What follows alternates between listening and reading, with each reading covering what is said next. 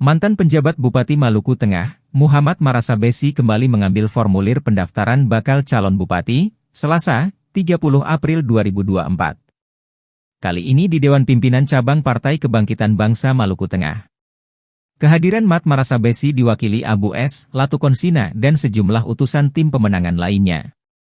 Sebelumnya, Marasabesi telah dinyatakan terdaftar sebagai bakal calon Bupati Maluku Tengah pada dua partai yakni Partai PDI Perjuangan dan Partai Gerindra. Hal itu setelah langsung menyerahkan formulir pendaftaran kedua partai tersebut pada Selasa siang, 30 April 2024. Setelah dua partai menerima pendaftaran, kembali menyambangi DPC Partai Kebangkitan Bangsa Maluku Tengah untuk mengambil formulir pendaftaran. Kehadiran utusan tim disambut Ketua DPC PKB Maluku Tengah, Saleh Tuahuns dan juga Ketua serta Sekretaris Des Pilkada PKB, Andante, Ningsih Nurbati dan Fahri Latukau.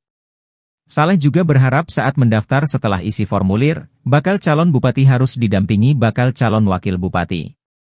Kehadiran tim di DPC PKB memberi signal positif keseriusan untuk maju sebagai calon bupati di Bumi Pamahan Nusa. Download Tribun X sekarang, menghadirkan lokal menjadi Indonesia.